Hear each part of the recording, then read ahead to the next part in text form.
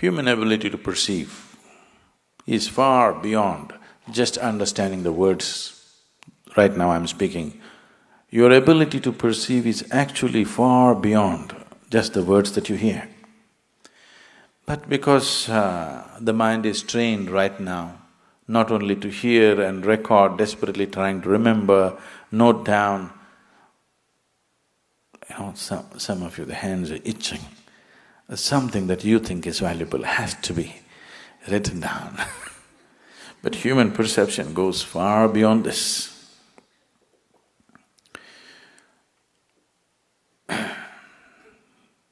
Recently I was just 4 days ago, I was in discussion with one of the top-level environmental scientists in this country, and we were just talking about it.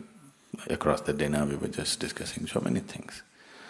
So he asked, Sadhguru, what are the books that you read? I said, I read Asterix and Dennis the Menace, that's my reading. I don't get to read anything because all the time I'm traveling, if I read a newspaper, that's a big deal. Then where do you get all the information? I said, I'm picking it off you. You did all the study, why should I go through it again? I don't open all those books. You're sitting here and I'm picking all the things and I'm talking about it. But where do you get all the technical words? I said, don't you have it in your brain right now? I can pick it off you, whatever I want. I won't go about studying all that nonsense because anyway, the jargon doesn't mean anything to me. Because human perception is way beyond that. That's why I'm going on telling you, just be with me, just be with me. If you can simply be with me, your ability to perceive this is far more than writing down every word of what is said.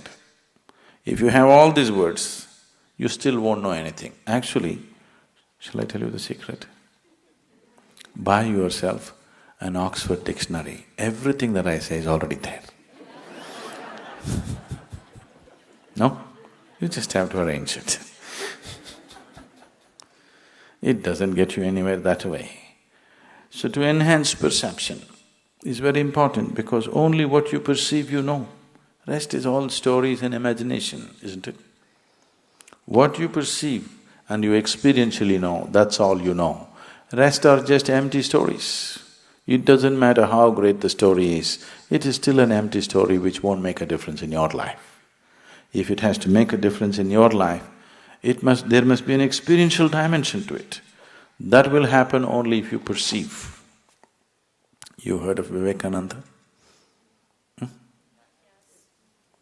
He's the first yogi who came to this country in 1893 and made a little bit of waves in those days.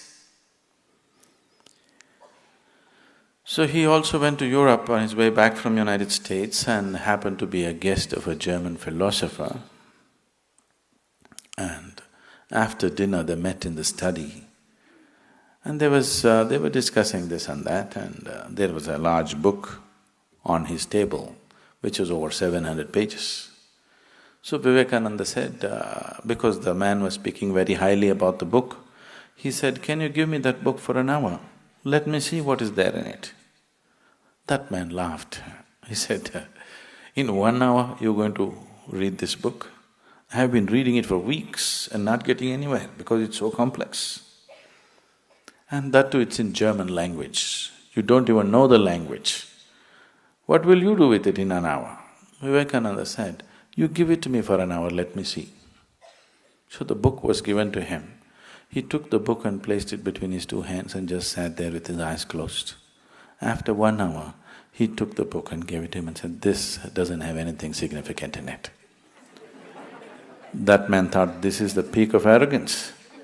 You don't even open the book and you make a comment about the book, a book which is in a language that you do not know. So he was a little put off by this and he says, what is this nonsense? Vivekananda said, you ask me anything about the book, I'll tell you. Okay, in page 633, what is there? Verbatim, Vivekananda repeats. You ask any page, just number the page, he will tell you what is there word by word on every page. Then he asked, how is this? You didn't even open the book, how is this possible? He said, that's why they call me Vivekananda. Viveka means perception. His name is Narendra. His guru called him Vivekananda because of his ability to perceive. So he said, that's why I'm called Vivekananda. So perception of life is not… you cannot all process it through your logical mind. It doesn't work like that because logic will filter out so much of your life without which you cannot live.